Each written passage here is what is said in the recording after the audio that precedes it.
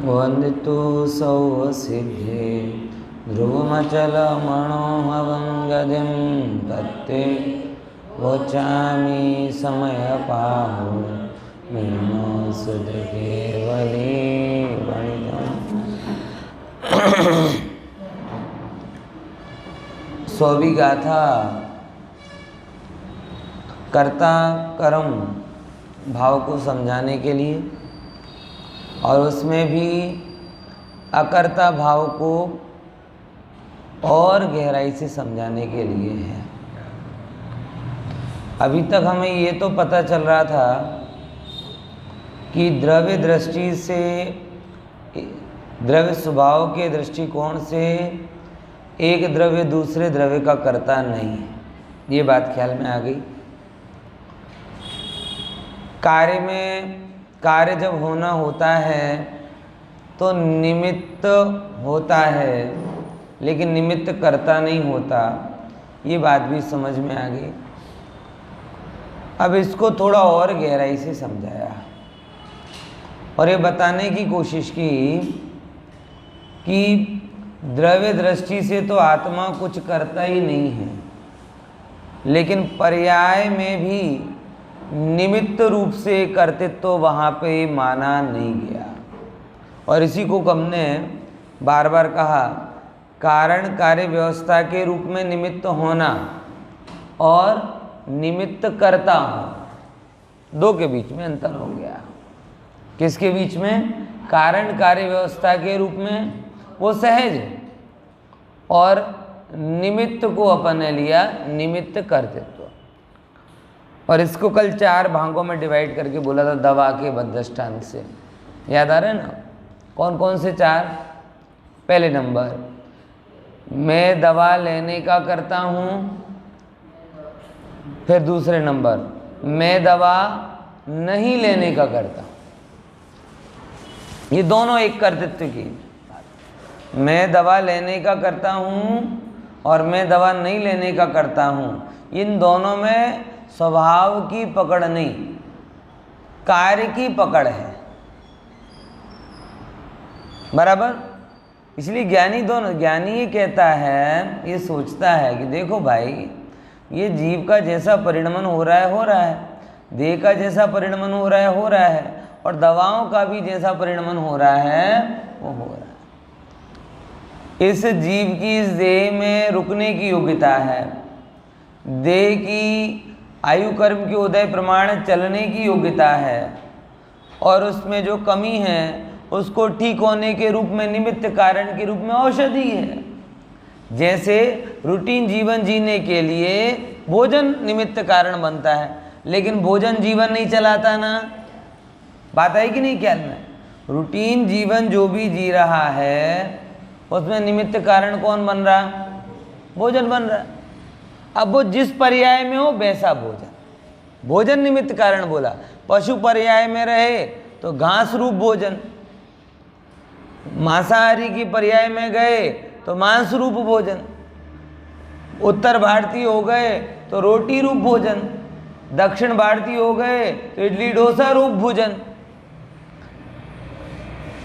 बात समझ में आई कि नहीं? जिस जगह पर जाओ वैसा। तो इस आत्मा की इस शरीर में रहने की योग्यता है, शरीर की आयु कर्म प्रमाण चलने की योग्यता है।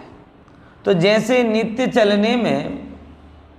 चलने में ये भोजन कारण बनता है, वैसे दुख बीमारी में दवा कारण बन जाएगी। अब उसमें मैं करता हूँ या नहीं करता हूँ, ये लाइन लेने की बात है।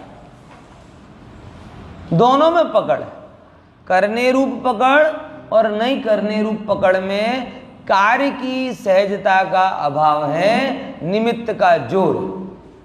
निमित्त ने किया, ये भी निमित्त का जोर है, और निमित्त नहीं होगा तो कैसे होगा, इसमें भी निमित्त का जोर है। आई कि नहीं सर? और निमित्त की जोर की सबसे बड़ी समस्या क्या है? जीव स्वसन्मुख नहीं होता। बात समझ में आई? जीव स्वसन्मुख नहीं। और जब तक स्वसन्मुख नहीं होगा तो क्या समस्या है? विचार करके देखो, एक व्यक्ति ने अपने घर में 5 AC लगवा के रखे हों, हर कमरे में नई नई TV लगवा के रखी हो, अच्छा भोजन हो, ये हो वो हो, 50 चीज़ें हैं, लेकिन 30 के 30 दिन वो कहाँ पे रहे? बाहर रहे, तो उसका सब वैभव सामग्री किस काम का है? अब मेरा घर दूर से पड़ा कहता रहे, लेकिन 30 के 30 दिन कहाँ पे रह रहा है? बाहर रह रहा है। तो वैभव को भोगने के लिए घर में आना तो पड़ेगा, और जब तक घर में आए नहीं तब तक घर के AC को, घर के भोजन को, घर के फ्रिज के ठंडे पानी को, तमाम घर के गद्दे को, घर की तमाम ऐश्वर्य को कब भोग पाएगा? जब घर में आए। सीधी सी शर्त है। घर में आए नहीं तो घर के ऐश्वर्य को ईमेल से तो नहीं भोग सकता ना, कि भाई घर के गद्दे की फोटो पहुंचा दे उसके पुत्र पुत्री के, पापा जी इस गद्दे पे सो जाओ, आप तो घूम रहे हो है। खाना खाए तो धर्म पत्नी वो फोटो पहुंचा दे व्हाट्सएप पे, अब फोटो खा लो, अब खा तो अब आ तो पा नहीं रहे है। होता है ऐसा, कई लोगों को मैंने देखा है। ये दृष्टांत दे रहा हूँ ना, एक बस इतना जरूर है कि वो 1 महीने बाहर नहीं रहता था, 24 दिन बाहर रहता, 8 दिन घर भोगता था 24 दिन घर से तड़ी पार और 8 दिन घर में आता था। लोग उसे अभागा कहते हैं, हम सबसे बड़े अभागे, हम अपने घर से ही तड़ी पार। वो तो 8 दिन के लिए फिर भी आ जाता था, हम तो आज दिन तक नहीं आए। समझ में आया कि नहीं? तो ये निमित्ताधीन दृष्टि का जो, निमित्ताधीन दृष्टि की सबसे बड़ी खामी ये है कि जीव की नज़र पर की तरफ होती है, और जब पर की तरफ होगी तो अपने वैभव को कहाँ भोग पाओ? जब पर की तरफ होगी तो अपने को देखने से जो सम्यक दर्शन होता है वो कहाँ से होगा? जब पर में रहोगे तो रागद्वेष से कैसे बच पाओगे? क्योंकि वीतरागता तो अपने में रहने से आती है, स्वभाव का आनंद तो अपने में रहने से आता है, अपने में जमने से आता है। इसीलिए बात बड़ी सरल सी है कि जैसे एक मैं कल नीति शास्त्र का श्लोक पढ़ रहा था कि जैसे एक राजा को अपने राज की चिंता होती है, वैसे ही एक कुमार को अपने गधे की चिंता होती। समझ में आया? जैसे राजा राजपाट की चिंता में अपनी आत्मा को भूला बैठा है, ऐसे कुमार अपने गधे की चिंता में अपने आप को भूला बैठा है। फर्क वो नहीं पड़ता कि निमित्त कौन है, फर्क ये है कि कोई भी निमित्त हो वो अपने आप को भुला देगा। और ये तय बात है। मतलब धन, जिसके पास अल्प धन है वो भी धन के चिंतन में चैतन्य का विस्मरण कर रहा, और जिसके पास अधिक धन है वो भी चैतन्य का विस्मरण कर रहा। छोटे बच्चे खिलौनों में खेलते खेलते अपने आप को भूल जाते हैं। हम बड़े बच्चे हो गए, हम बड़े खिलौने में अपने आप को भूल जाते हैं। अंतर बहुत नहीं पड़ता, गहराई से देखोगे तो कोई अंतर नहीं।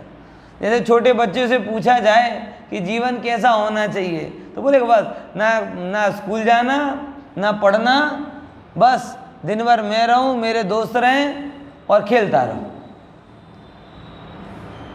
ऐसे हम भूले हैं, ना मंदिर जाना, ना स्वाध्याय करना, बस दिन भर मैं रहूं, दुकान धंधा पानी चलता रहे और बस काफी। थोड़ी जब इंद्रियां शिथिल होती हैं तो दूसरे प्रकार की इच्छाएं बढ़ जाती हैं। तब देखो यौवन में क्या होता है, इंद्रियां प्रबल होती ना, तो इंद्रिय आकर्षण के कारण परिवार को भूलता है, इंद्रियों का आकर्षण। और जब थोड़ी परिपक्व उम्र का होता है तो इंद्रियां शिथिल होती हैं, तब परिवार के आकर्षण के कारण अपने को भूलता है। और मरण पर पहुंचता है तब शरीर के आकर्षण के कारण परिवार को भी भूलता है ना, अपने को भी भूलता है। मतलब निमित्त आप देखो निमित्त से हटोगे नहीं तो उपादान में जमोगे नहीं, और उपादान में जमोगे नहीं तब तक आत्मानुभवन करोगे नहीं। इसीलिए दृष्टि सबसे पहले कर्ता भाव से हटाना चाहिए। क्यों?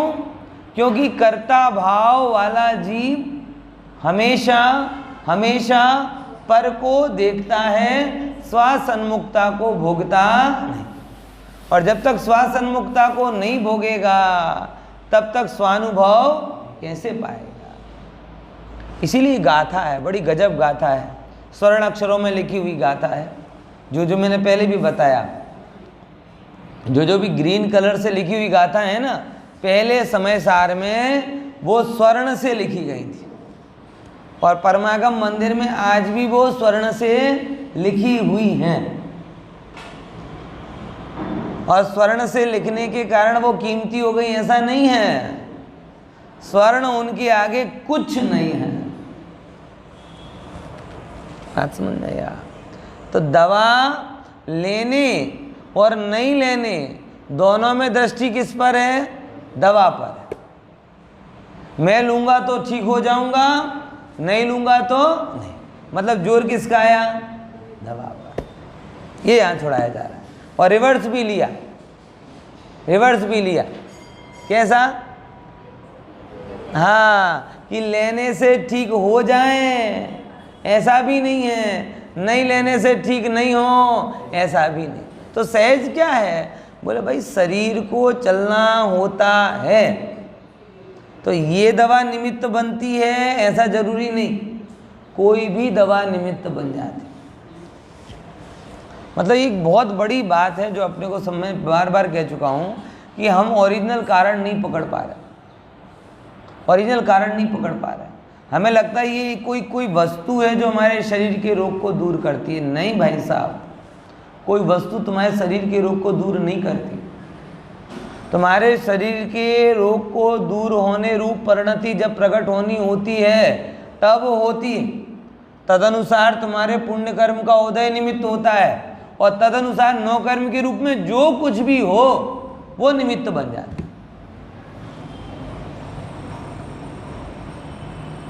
ये कथन नहीं है, ये विज्ञान है। हम इस कथन को गहराई से नहीं मान रहे, हमारी बहुत बड़ी भूल है। फिर से मैं जो बात बोल रहा हूँ गहराई से समझो। क्या बोला? 3 कारण बताए। दवा रोग दूर करती है ऐसा नहीं। तो क्या है? शरीर के निरोगी होने रूप योग्यता, और शरीर के निरोगी रूप होने रूप योग्यता में आत्मा की योग्यता भी छिपी हुई है कि आत्मा को इस शरीर में रहना है और शरीर को चलना है तो ठीक ठीक चलना होगा। ये दोनों की योग्यता है, क्योंकि शरीर एक हार्डवेयर है। अगर इसमें वो फंक्शनिंग प्रॉपरली नहीं होगा तो आत्मा के रखने के योग्य नहीं बन पाएगा। बराबर ना? समझे? जैसे गर्म पानी हो एकदम बहुत ज़्यादा और ये थर्माकोल के गिलास में रख दो तो क्या होगा? वो थर्माकोल के गिलास में पानी को धारण करने की क्षमता ही नहीं रहेगी, तो पानी बाहर चला जाएगा। ऐसे ये भी गिलास है, इसके अंदर शरीर को धारण करने की क्षमता है और आत्मा को धारण करने की क्षमता है, और वो क्षमता के लिए इनका अपने आप फंक्शनिंग करना जरूरी। ये नियम, ये लाइन ख्याल में आई? आप सोचो आत्मा रह ले, किडनी काम भी ना करे, हार्ट काम भी ना करे और आत्मा रह ले, तो वो थर्माकोल का गिलास वो गर्म पानी नहीं धारण कर सकता। तो अगर थर्माकोल किसी पानी को किसी गिलास में रहना है तो उस गिलास जैसे पानी की योग्यता है वैसे उस गिलास को धारण करने की भी क्या है? योग्यता है। वो अगर गर्म पानी अगर धारण करना है तो गिलास थर्माकोल का नहीं, वो आते ना एकदम पतले गिलास कागज वाले, वो धातु का होगा। ऐसे ही अगर इस आत्मा की शरीर में रहने की योग्यता है तो शरीर अकेला होना पर्याप्त नहीं है, वेल फंक्शन शरीर होना पर्याप्त है। आई कि नहीं ये बात समझ? जो क्या समझ रहे ना? ये सब अंगोपंग काम कर। अब 2 योग्यता जुड़ गई, शरीर की ठीक रहने की योग्यता है और आत्मा की शरीर में रहने की योग्यता है। तो अब ये योग्यता कब तक चलेगी? बोले जब तक तेरे आयु कर्म का उदय निमित्त। और आयु कर्म का उदय निमित्त होता है, आत्मा की शरीर में रहने की योग्यता होती है, तो 10-10 साल लोग कोमा में निकाल देते हैं। अब उसको इस शरीर में रहना है, ये आत्मा की योग्यता, शरीर को इसके धारण करना है, शरीर की योग्यता, तदनुसार कर्म का उदय भी चल रहा है, क्योंकि कर्म के उदय अनुसार दोनों की योग्यता बन रही है, तो सपोर्टिंग सिस्टम भी उसे मिल जाएगा। और जब योग्यता नहीं होगी, पुण्य क्षीण हो जाएगा, योग्यता रहेगी नहीं, तो सपोर्टिंग सिस्टम भी मिलेगा नहीं, या तो मिलेगा तो काम नहीं करेगा। ये आप क्या समझ, हर चीज जब अगर एक क्रम से चल रही है, तो आपको दवा भी पुण्य के उदय से मिल रही, और वो इसीलिए मिल रही है क्योंकि आपके शरीर की योग्यता है।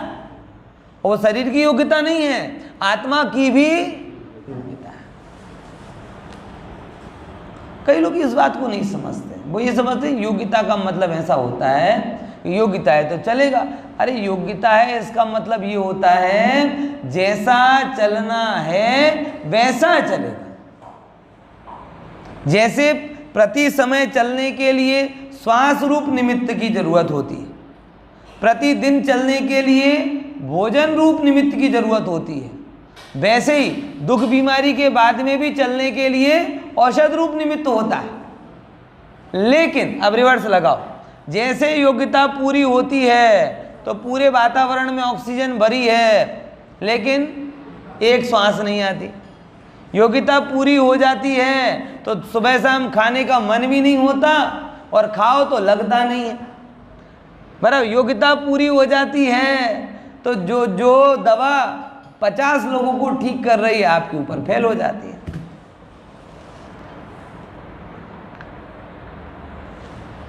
इसीलिए निमित्त भी माना है और निमित्त का कर्तृत्व भी नहीं माना। समझ में आया? प्रशांत, ख्याल में आ रहा है ना अंकित भाई? निमित्त भी माना है और निमित्त का कर्तृत्व भी नहीं माना, और निमित्त से दृष्टि हटाकर स्वभाव में लाने की बात करें, ये मूल सार आता है। अकर्तावाद देखो, अकर्तावाद आत्म स्वभाव में जमने का साधन है। ये लाइन समझ लो। हमें अकर्तावाद की व्याख्या करके दुनिया के रहस्य नहीं सुलझाने, ये गलत इंटेंशन हो गया। अकर्तावाद के द्वारा आप दुनिया के रहस्य सुलझाने जाओगे, ये हमारा पर्पस नहीं है, क्योंकि उससे तो और उलझ जाओगे। हमें अकर्तावाद को सिखाकर अपने अंदर जमना है। और मैं आप लोगों से भी निवेदन कर रहा हूँ कि अकर्तावाद की बातें, ये चकली, बेलन, रोटी, गाड़ी, दवा, इन तुच्छ चीज़ों में मत लगाओ। अकर्तावाद के प्रयोजन को समझो, अकर्तावाद के प्रयोजन को समझो। हमें दुनिया नहीं समझानी, हमें क्या समझाना है कि दुनिया में कुछ भी करने जैसा नहीं, दुनिया में कुछ भी पाने जैसा नहीं, खोने जैसा नहीं, होता स्वयं जगत परिणाम में पर का। और इसकी अंतिम लाइन आती है, दूर हटो परकृत परिणाम, ज्ञायक भाव लखो। ये पर्पस है। सुख दुख दाता कोई न आन, मोह राग रुस दुख की खान, निज को निज पर को पर जान, फिर दुख का नहीं लेस निदान। दूर हटो परकृत परिणाम, ज्ञायक भाव, ये दिखना चाहिए। अकर्तावाद की व्याख्या पर से चालू होकर स्व में खत्म होनी चाहिए।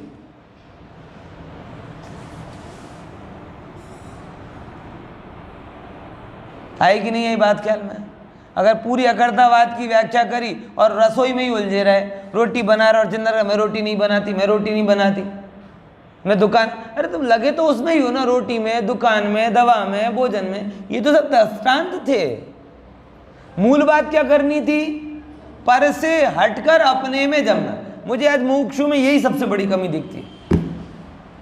अकर्तावाद की चर्चा करते हैं लेकिन अकर्तावाद के प्रयोजन को नहीं समझते। आ रही कि नहीं आ रही ये लाइन ख्याल में? अशोक भाई समझे ना? नवीन भाई, अकर्तावाद की चर्चा कर लेंगे हैं लेकिन प्रयोजन भूल जाएंगे। जैसे व्यापार की चर्चा करते करते कोई लाभ को भूल जाए है। एक मीटिंग नहीं, 10 मीटिंग नहीं, 500 मीटिंग करे, 500 मीटिंग में भी लाभ कभी भूलता है क्या? उसे पता है 500 एक भी बार में जब डील होगा ना तो 500 मीटिंग का वसूल कर लूंगा। ऐसे ही होता ना पूर्व। एक बार दिखाने गए साइट को, 2 बार दिखाने गए, 3 बार दिखाने गए, 10 बार दिखाने गए। जितना ज़्यादा लाभ है उतनी ज़्यादा मेहनत है, उतना ज़्यादा खर्चा भी है। उतना खर्चा करने के बावजूद भी खर्चा क्यों उठाते हैं? क्योंकि पता है कि एक बार डील पक्की हो गई तो 500 मीटिंग का खर्चा निकल जाएगा। ये प्रेरणा मिलती। ऐसे जैसे आप अकर्तावाद मतलब व्यापार करते करते लाभ को नहीं भूलते, वैसे ही अकर्तावाद की चर्चा करते करते आत्मा के लाभ को मत भूलना। ध्यान से समझना, अकर्तावाद शरीर, दुनिया, जगत इसको समझाने के लिए नहीं है। ये है, वो सत्य अपनी जगह है, वो उसका मैं निषेध नहीं कर रहा, लेकिन इसका मूल प्रयोजन हम छद्मस्तों के लिए क्या है? हम छद्मस्तों के लिए इसका मूल प्रयोजन एकमात्र है कि निमित्त की दृष्टि छूटे, कर्तापने का भाव छूटे और निमित्त और पर की दृष्टि के कारण जो अंदर में राग देश आदि भाव हो रहे वो छूटे और अंदर में परिपूर्ण आत्मा दिखाई दे और उस परिपूर्ण आत्मा का घूंट भर भर के पीऊं। आत्मा दिखी तो अकर्तावाद समझा और आत्मा नहीं दिखी तो अकर्तावाद में उलझे। ये लाइन समझ में आई? क्या बोला? आत्मा दिखी तो अकर्तावाद समझ के सुलझे और आत्मा नहीं दिखी तो समझ लो जैसे 50 प्रकार के सिद्धांतों में उलझे हो वैसे इसमें भी उलझे, सुलझे नहीं, सुलझे नहीं। बराबर? तो ये उस इसीलिए एक लेवल आगे जाके बात कर रहे हैं। कौन सी? कि भाई पर रूप करता तो है ही नहीं, पर्याय रूप करता भी नहीं। देखो अपन इसको अब लेते हैं, गाथार देखो। जीव घटने करतो नथी, बराबर, पटने करतो नथी, बाकीना कोई द्रव्यों ने पण करतो नथी। जो घटपटाटी पर द्रव्यों ने करतो नथी, पण कोने करे छे? योग उपयोग, जीवना योग अने उपयोग। योग मतलब क्या लेना है? नहीं, आत्मा का कंपन। वो मन वचन का है तो पर में आ गए, मन वचन का योग नहीं। कल भी बोला था, फिर से, योग मतलब आत्मा के कंपन की ताप। बस वो तो उसमें आ गया, शरीर पर में आ गया, हाँ, नौकर्म में आ गए, कर्म में आ गए। तो योग यानी जो भी कार्य आप करते हो, विचार करो और आत्मा के प्रदेशों में कंपन होने लगता है। ये समझो, योग आत्मा की शक्ति है, थकान है। इसीलिए तो कई बार आप कुछ भी नहीं करते हो, बैठे रहते हो तो भी कहते बहुत थक गया, बहुत थक गया। क्यों? जैसे तन के योग थकाता है वैसे मन में बहुत ज़्यादा विकल्प आते हैं तो आप थक जाते हो। वो मन का कंपन पना हो रहा है। आपका शरीर उन परिणामों के साथ में, आपकी आत्मा उन परिणामों के साथ में क्या कर रही है? कंपन कर रही है, कर्म बंद हो रहा है, और एक्चुअल में वो ही करता हूँ, और पर में तो कहाँ कुछ करता हूँ। आप सोचो, विचारो, मेन जो जीव का क्राइटेरिया है ना, वो जीव का एरिया दो जगह नक्की है, योग में और उपयोग में। योग मतलब मन वचन काय के निमित्त से होने वाले कार्यों से आत्मा का कंपन, और उपयोग मतलब ज्ञान के कारण आत्मा जिन जिन चीज़ों को देख रहा जानता है वो जानन देखन रूप परिणमन।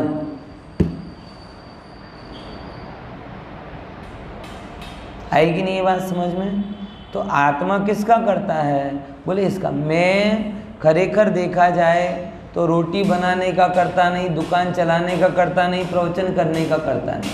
रोटी बनाते टाइम जो मेरे आत्मा के प्रदेशों में कंपन हो रहा, हाथ हिलाने रूप, सांस लेने में भी कंपन होता है। और एक और आपको बात बताऊं, बड़ी गहरी विज्ञान है। 1915 और 20 में इसके करीबन में खोज हुई थी, नोबेल प्राइज़ मिला था कि प्रत्येक वस्तु का स्वरूप है ना वो तरंगात्मक है। कोई भी मेटल हो ना, परमाणु भी आप देखोगे ना तो उसके अंदर वो इलेक्ट्रॉन, न्यूट्रॉन और प्रोटॉन सब घूमते हुए दिख रहे हैं, इलेक्ट्रॉन घूम रहा है, मतलब कंपन है। वस्तु उस रूप में नहीं है जैसी अपन सब, ये मोबाइल नहीं है। इस मोबाइल में हजारों लाखों परमाणु बराबर, और वो सारे परमाणु में न्यूट्रॉन है, इलेक्ट्रॉन है, प्रोटॉन इलेक्ट्रॉन चक्कर लगा रहा है, न्यूट्रॉन टूट रहा है। तो मोबाइल तो आपको दिख रहा है, प्रत्येक रूप में देखा जाए तो हर एक परमाणु कैसा है? कंपायमान। यानी बड़ी गहरी बात है, सघनता व्यवहार है और तरंग रूप होना ये उसका एक्चुअल स्वरूप। सघनता जो अपन मानते ना इसकी, एक्चुअल कोई भी पदार्थ वैसा है ही नहीं। ऐसी आत्मा भी अपने रूप में रहे, कोई ऐसा थोड़ी मिट्टी का पुतला हो, धातु का पुतला हो, ये अपने योग उपयोग का करता हो रहा है। तो वो जैसे विचार मन में आते हैं, हर विचार के साथ एक तरंग आती रहती है। बोलने की इच्छा हुई, अंदर में तरंगें उठ रही, कुछ करने की इच्छा हुई, अंदर में तरंगें उठी, कुछ सोचा, अंदर में तरंगें उठी, और ये निरंतर अपना होता रहता है, और निरंतर होता रहता है। इसीलिए निरंतर इनके कारण से कर्म आते रहते हैं।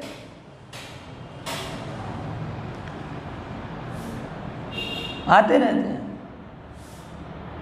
हमेशा, और हम उस रूप परिणमित हो रहे हैं, लेकिन हम अपने आप को वैसा मानते नहीं। हमें ये फिजिकल बॉडी रूप में लगता हूं, जबकि ये पर है।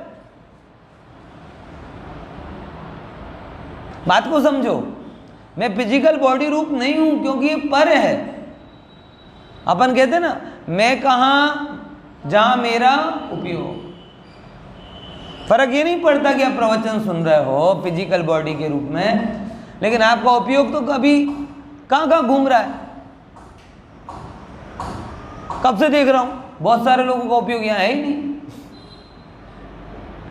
आपको लग रहा है कि आपने प्रवचन सुने, आपने अपने ही सुना, जिनवाणी सुने ही नहीं। अब वो कहने का नहीं होता हर बार, लेकिन पता चल जाता है कि भैया ये पवेलियन में बैठा है कि खेल खेल रहा है।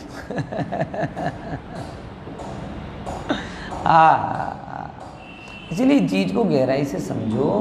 मैं फिजिकल बॉडी नहीं हूँ। हर जिनवाणी की बात सुन के भी तरंग उठ रही है, और दुनियादारी की बात विचार अंदर में आ रही ना, वो भी आपके अंदर में तरंग हो रही। एक तरंग से पाप बंध रहे, और एक तरंग जो आपकी उठ रही है, ये अंदर में पवित्रता बढ़ा रही, विशुद्धता बढ़ा रही। समझ में आया? अब हम बैठे बैठे अपना पूरा गड़बड़ झोला करते हैं और हमें कुछ समझ में नहीं आता।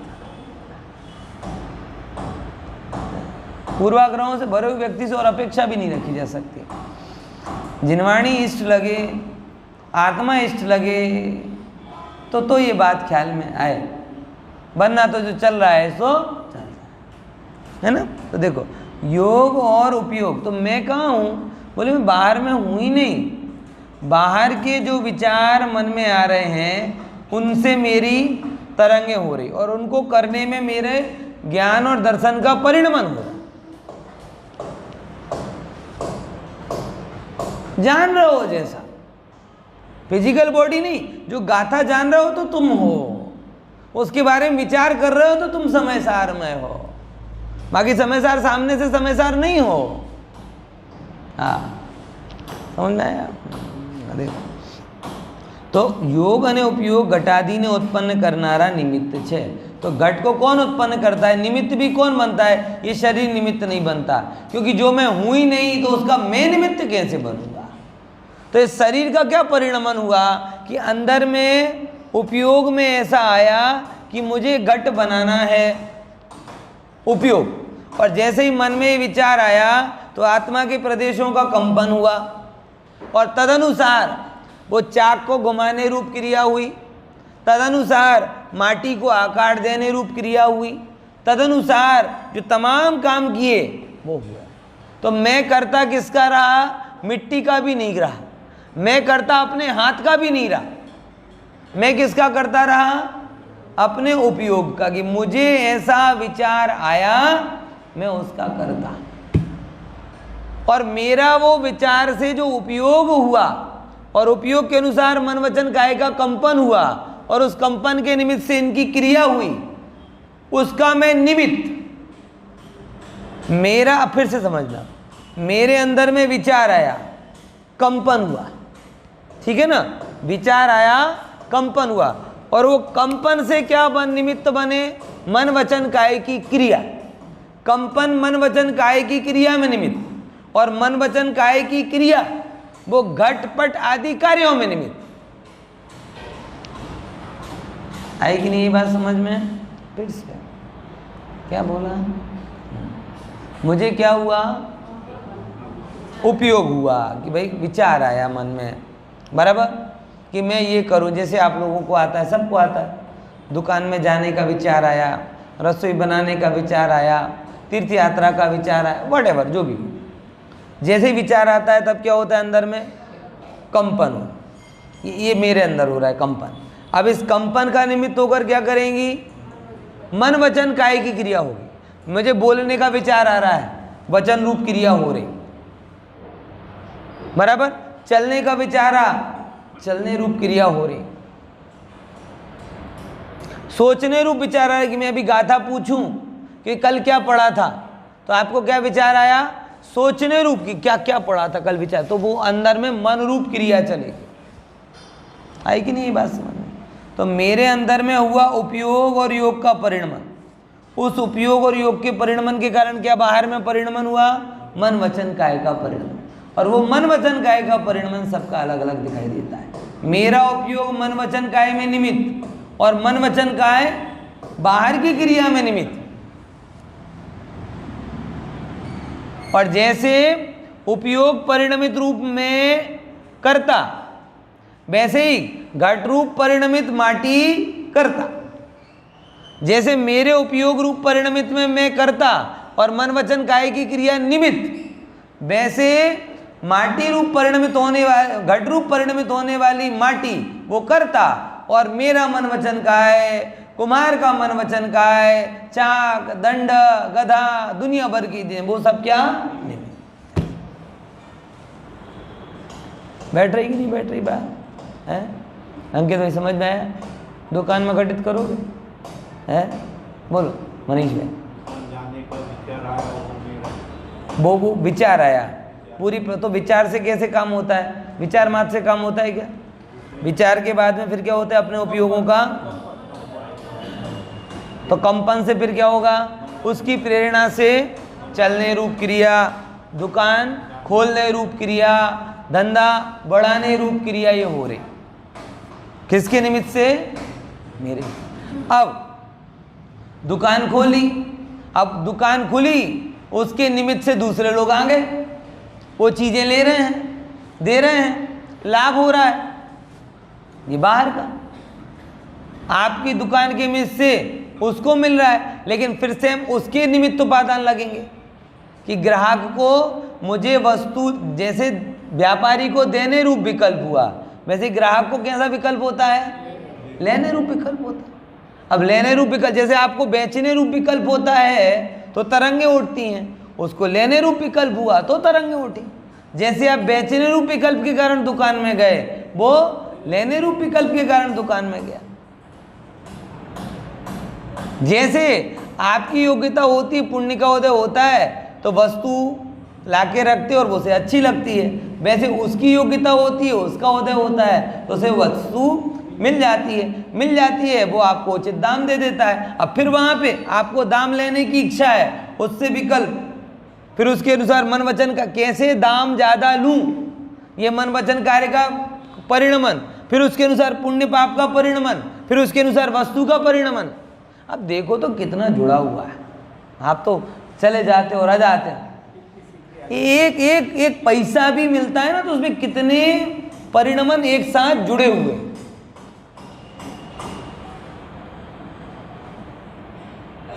सारा जगत एक में एक है। इस तरीके से देखो तो एक भी चीज ऐसी नहीं है जो हटा सके। हाँ, वो विचार, वो रागादि भाव नहीं, विचार जो आपके अंदर में आया। देखो फिर से कह रहा हूं, रागादि भाव को यहां नहीं कह रहे, यहां उपयोग को बोल रहे हैं, उपयोग का कर्ता। रागादि भाव तो कर्म में जाएंगे। ज्ञान का व्यापार और ज्ञान का विकार, राग ज्ञान का विकार, बराबर। राग क्या है? जीव का विकार, और उपयोग जीव का स्वभाव है। तो जानना स्वभाव है, स्वभाव नष्ट नहीं होता, लेकिन जानकर रागादि करना ये विभाव है, इसलिए वो नष्ट हो सकता है। विभाव पर के कारण होता है, स्वभाव स्वयं से हुआ। इसीलिए रागादि भाव तो पर की कैटेगरी में आएंगे।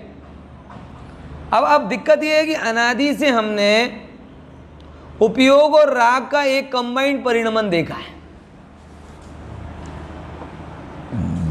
उपयोग और राग का कौन सा परिणमन देखा? हमने ज्ञान को राग से रहित देखा ही नहीं, इसीलिए हमें दोनों एक में एक लगते हैं। इसके लिए मैंने थोड़े दिन पहले दृष्टांत दिया था, फिर से वही दृष्टांत देता हूं। कौन सा दृष्टांत दिया था? ये मनोवैज्ञानिक दृष्टांत है।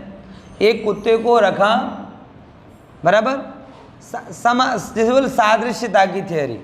अब क्या किया? कुत्ते को रखा, घंटी बजाई, रोटी दी, घंटी बजाई, रोटी दी, भोजन दिया। तो जैसे ही पशुओं को भोजन मिलता है तो उनकी क्या होती है? पूंछ हिलती है, मुंह से लार गिरती। ये कुदरती उनका एक बायोकेमिकल चेंजेस होते हैं। जैसे ही रोटी दिखेगी, भोजन दिखेगा, उनको लार गिरना चालू हो जाएगी। अब मनोवैज्ञानिकों ने क्या देखा, क्या किया? घंटी बजाई, रोटी दी। तो जो चीज़ रोटी को देखने पर बायोकेमिकल चेंजेस होते थे, महीने डेढ़ महीने की प्रैक्टिस में घंटी की आवाज़ से ही वो होने लगे। क्यों? घंटी बजी तो रोटी मिलेगी। अब घंटी और लार का कोई संबंध नहीं है, लेकिन 20, 30, 40 दिन तक लगातार देखा तो उसने उसके साथ में संबंध बैठा। अब इस सिद्धांत को समझो। आत्मा और ज्ञान और राग का कोई संबंध नहीं है। क्या बोला? ज्ञान और राग का, अरे संबंध क्या, विरोध है। ज्ञान आत्मा का स्वभाव और राग आत्मा का विभाव। लेकिन अनादि काल से जब जब हम जानते हैं तब तब हम राग द्वेष कर लेते हैं। किसी ने बोला मोबाइल है, हाँ ठीक है, अरे वाह, राग किया। ये तो ऐसा, मतलब हमने क्या किया? ज्ञान को और राग को मिला। जब जब ज्ञान हो रहा तब तब राग हो रहा। तो हमको लग रहा है ज्ञान ही राग है और जानने से ही राग हो रहा है। ये समय सार सूक्ष्म वेद ज्ञान की बात करता है। जानने से राग होता नहीं। सब कुछ जान करके भी वीतरागी हो सकते हो, ये अपने भगवान इसकी सिद्धि करते हैं। इसीलिए जो श्वान ने संबंध बनाया कि घंटी बजी और लार गिरी, वैसे जाना और राग की लार गिरी, ये कोई कॉम्बिनेशन है। हाँ, विकल्प मजबूत नहीं किया, मतलब हाँ कह सकते हो उसको विकल्प, मतलब और क्या है विकल्प की परिभाषा? ज्ञान की प्रवाहीपना जब चला गया तो विकल्प में परिवर्तित हो गया, वो ज्ञान में राग देश मिल गया तो वही तो विकल्प हुआ। और है क्या एक्चुअल में? हमें ज्ञान में राग देश ही क्या है? मोह राग द्वेष, ये आत्मा की ग्रंथियां हैं और ज्ञान है आत्मा का स्वभाव। अगर हम स्वाभाविक रूप में परिणमन करें, बराबर स्वाभाविक रूप में परिणमन करें तो ग्रंथियां घुल जाएंगी। ऐसे समझो कि जैसे जिस पानी में पत्थर ज़्यादा हों, बराबर सघनता ज़्यादा हो, उतना धीरे बहता है और उतना उलझता है, और जो पानी में सघनता ना हो वो उतनी तेज बहता है और उतना निर्मल होता है। अब पानी का स्वभाव तो प्रवाही है, कब? जब निर्मल है तब भी, और जब उसके अंदर कुछ सघनता डाल दी तब भी, लेकिन उन अन्य चीज़ों के कारण उसकी गति कम हो जाती है। ऐसे ज्ञान तो प्रवाही है, लेकिन ज्ञान में जगह जगह तुमने राग मोह देश के डैम बना के रखे तो ज्ञान का प्रवाह अटक जाता है। हर चीज से हम जुड़ते हैं, हर ग्रंथि से हम जुड़ते हैं। आपको नहीं लगता ऐसा कि क्यों भगवान सबको जानकर वितरागी हो जाते हैं और क्यों हम एक ज्ञेय को जानकर ऐसे उलझ जाते हैं कि अभी हम वितरागता की बात समझा रहे तो भी नहीं सुन रहे, और जो नहीं सुन रहे वो कहाँ उलझे? वो ये उन्हें मोह राग देश की ग्रंथि नहीं सुलझानी, वो अपने में ही उलझे।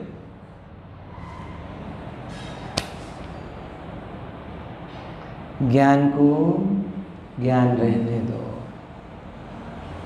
क्या बोला? ज्ञान को ज्ञान रहने दो। जो भी पदार्थ जानने में आए अपना आग्रह मिलाए बिना जान लो, क्योंकि वो जानना तुम्हारा स्वभाव है, और जानने में अटक जाना वो विभाव। पानी में कितने अवरोध करोगे?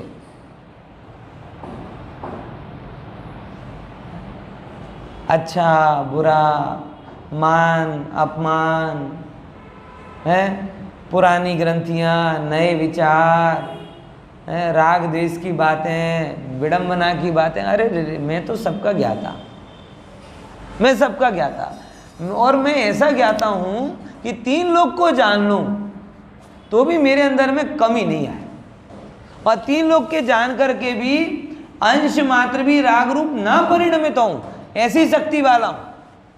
और ऐसी शक्ति वाले जीव इनने बोल दिया इसीलिए गुस्सा आया, ये दिमाग से निकल रही है बात, ये दिमाग में घुस गई है बात, ये सब ज्ञान के स्वभाव का अस्वीकार है।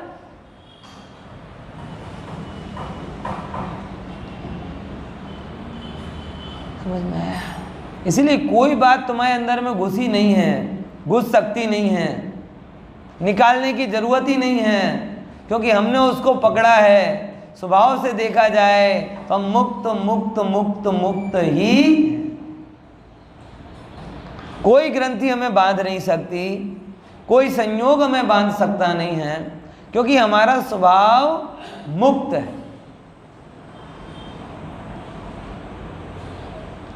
समझ में आया?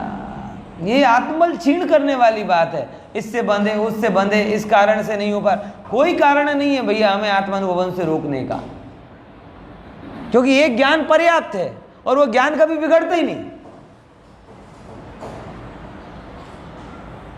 ये चीज के मर्म को समझो, आत्मानुभवन के लिए एक ज्ञान पर्याप्त है और वो ज्ञान कभी बिगड़ता ही नहीं। जब जो पर्याप्त औषधि आपके पास में हो फिर भी कहो कि रोग हो रहा है, रोग हो रहा है, मतलब वो औषधि का सेवन कर। ऐसा समझ में आया कि नहीं? इसीलिए बहुत ध्यान से समझना भैया, सारा जगत इस वस्तु को नहीं समझ पा रहा है, इसीलिए दुखी है। तो मैं मात्र उपयोग का करता, और उपयोग ज्ञान का परिणमन है, विकल्प का करता नहीं हूं। विकल्प ज्ञान का विकार, विकल्प योग्यता से हुआ और उसको जानने वाला मेरा। आई कि नहीं बात समझ में? क्या बोला? जुड़ना नहीं, वही बता रहा है कि ज्ञान है, और जुड़ गए तो वही बताएगा अज्ञान है। आपका ज्ञान कितना है, आप विकल्प को कितना क्लियर जान रहे हो, इससे नहीं है। आपका ज्ञान ये है कि आप उस विकल्प को अपना मान रहे हो कि अपने से भिन्न मान रहे हो। ज्ञान ही ये है, आप समझो। विकल्प और अपने को एक में एक मान लेना, इसे जिनवाणी ने अज्ञान कहा है।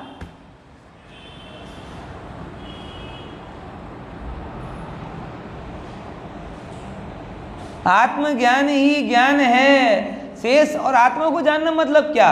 कि ऐसा निर्मल धारावाहिक ज्ञान स्वरूप मैं ये ज्ञान, और इससे भिन्न जो कुछ भी आया जो मेरे ज्ञान के प्रवाह को अवरुद्ध करता है, वो मैं नहीं, और उसको अपना मानना, वो अज्ञान।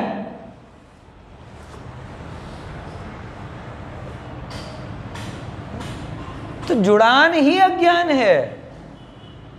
और विकल्प विकल्प में है, मैं मेरे में हूं, ये जानकर ज्ञान के बल से विकल्प को भोतरा कर देना, मतलब धारहीन कर देना, वो पुरुषार्थ।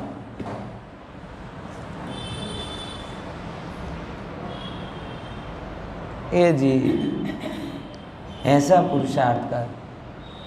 यहां तो हम विकल्पों को इतनी धार देते हैं, इतनी धार देते हैं कि मनुष्य पर्याय छिन्न भिन्न हो जाते हैं। अपने को एक मनुष्य पर्याय बिगाड़ने के लिए एक विकल्प पर्याप्त है। एक विकल्प आ जाए और पूरी मनुष्य पर्याय सत्यानाश। मन में विकल्प आ गया कि मुझे मर्सिडीज खरीदनी, बराबर। अब आया विकल्प, अब उसके लिए उसको धार दे रहा है, मर्सिडीज तो खरीद के ही रहूँगा, मर्सिडीज तो खरीद के ही रहूँगा, मर्सिडीज तो खरीद के रहूँगा। तो पूरी ज़िंदगी किसके लिए जिएगा? मर्सिडीज के लिए। एक विकल्प आ गया मन में कि गरीब होकर जन्मा था लेकिन करोड़पति बनकर मरूंगा। हाँ, समझो, विकल्प आया मेरे में, लेकिन मेरे से नहीं आया। इस विकल्प आने का कारण पूर्वकृत कर्म का उदय है। आपने पूर्व में ऐसा कोई निदान बांधा था कि मैं करोड़पति बनूं, वो निदान उस समय विकल्प करके उससे कर्म बंधे। अब जैसा बीज बोया वैसा उदय में आएगा। सबको क्यों विचार नहीं आता? अब आपको वो कर्मोदय के कारण वैसा विचार आ रहा है। अब वो बीमारी, एक्चुअल में आपको क्या समझना था कि जैसे ये मन में विकल्प आए तब आपको इसका सिलेक्शन करना था कि इस विकल्प को जानने वाला मैं और लाने वाला कर। क्या बोला? गहरी बात है भाई, सब समझ लेना कि ये विकल्प मुक्ति और आत्मशुद्धि और आत्मानुभवन का रामबाण उपाय। ऐसा कोई भी करोड़ रुपए नहीं, आपको कहीं भोगने का विकल्प हुआ, कुछ खाने का विकल्प हुआ, कुछ जाने का विकल्प हुआ। अब उसके बीच में भेद करो। इसको जानने वाला मैं और लाने वाला कर्म। और दूसरे नंबर की बात, कर्म अगर लाएगा तो मेरी भलाई के लिए नहीं लाएगा। ये सारे मोटिवेशनल उल्टा पड़ा रहा। ये सत्यानाशी अप्रोच अंदर में घुसा दी सबके। महत्वाकांक्षी बनो, महत्वाकांक्षी बनो, है गाड़ी गाड़ी गाड़ी, मकान मकान, करोड़ पर। और सबको ये लगता है अगर करोड़ कमा लिए तो, अरे भाई करोड़ कमाना जीव का उद्देश्य नहीं है। करोड़ों भव ना बढ़े ये जीव का उद्देश्य।